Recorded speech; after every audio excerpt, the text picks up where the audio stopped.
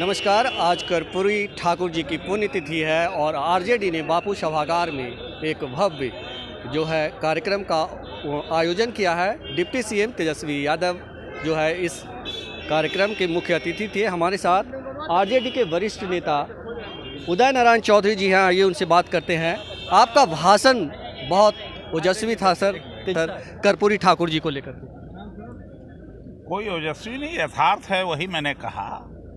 कर्पूरी ठाकुर जी एकमात्र वैसे व्यक्ति थे कि जब बिहार में सामंतवाद चरम सीमा पर था और पहला नरसंहार 350 संथालियों का हत्या हुआ था, और जब हत्या हुई पूर्णिया में तो तत्कालीन समय के जो विधानसभा के अध्यक्ष थे वो वहीं पर मौजूद थे। उसी समय यह हत्या हुई, आप याद कीजिए। तो कर्पूरी ठाकुर ने वहां जाकर के इसको उजागर करने का काम किया था, और उसी दर्द को लेकर के जब कर्पूरी ठाकुर को मौका मिला तो गरीबों और दलितों को, कमजोर वर्ग के लोगों को कहा कि उसको बंदूक का लाइसेंस दो, और मुफ्त में उन्होंने बंदूक भी बांटने का काम किया, सरकार के खजाने से बांटने का काम किया। और जानते थे कि अंग्रेजी में सब फेल कर देता है, पास नहीं करेगा, गरीब आदमी कभी नौकरी में नहीं जा सकेगा। तो कर्पूरी डिवीजन उन्होंने सब कहा कि उन्होंने अंग्रेजी की अनिवार्यता को समाप्त कर दिया।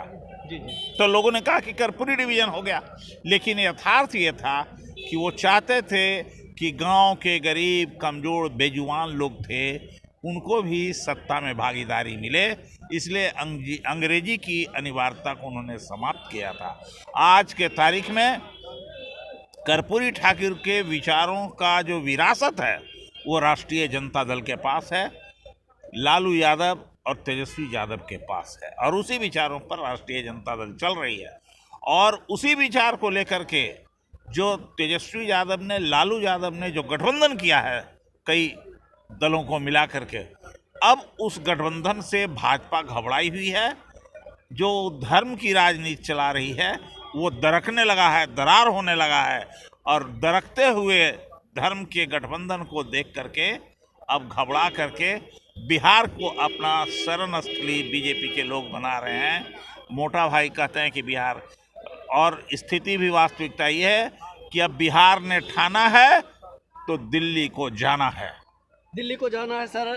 तेजस्वी यादव जी ने कहा, sir deputy CM Tejashwi Yadav ने कहा कि 2024 हमारे लिए एक चुनौती का सवाल है और चुनौती है। कैसे देखते हैं, किस तरह की चुनौती? चुनौती तो है, इसलिए कि ये झूठ पर खड़ी हुई दीवार बना रहे हैं, झूठ पर खड़ा करके जो दीवार बना रहे हैं, सत्ता बना रखे हुए हैं दिल्ली वाले, हुकूमत वाले लोग। अब उसी झूठ के सहारा लेकर के ना दलित पिछड़ों के आंख में धूल झोंक दिया। तो चंद्रशेखर यादव ने एक लाइन रामचरितमानस का कहा तो सब लोगों का कलेजा फटने लगा और पूरा बिलबिलाने लगा पूरा देश भर में। तो अब वो बिलबिलाहट से घबराहट भी हो गई है।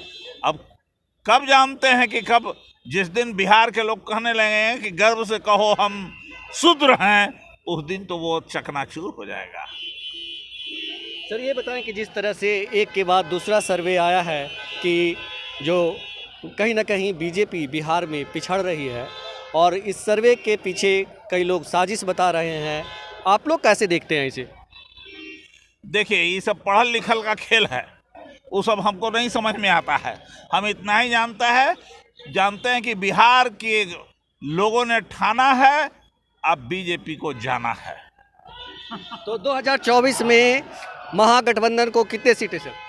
वो सीटों की बात हम नहीं जानते हैं, लेकिन इतना ही जानते हैं कि बिहार में अब तेजस्वी यादव का झंडा गड़ चुका है, आई झंडा दिल्ली तक लहराएगा। लालू जी आ गए हैं, उनके आशीर्वाद से भी बढ़ते चलेगा। कर्पूरी जी के सपने को पूरा करना है, पूरा कर्पूरी के सपनों को पूरा करेगा, वंचितों की आवाज बनेगा, जिसका नाम है तेजस्वी यादव। हमसे बात करने के लिए शुक्रिया सर, धन्यवाद। तो ये थे आरजेडी के राष्ट्रीय उपाध्यक्ष उदय नारायण चौधरी जी, जिनका कहना था कि तेजस्वी यादव जो है निकल चुका है उनका कारवा 2024 के लिए, और 2024 में तेजस्वी यादव जो है कर्पूरी ठाकुर की आवाज़ बन करके दिल्ली पर झंडा लहराएंगे और ये बिहार की जनता ने तय कर दिया है। योगेश चक्रवर्ती, RAD न्यूज़, पटना।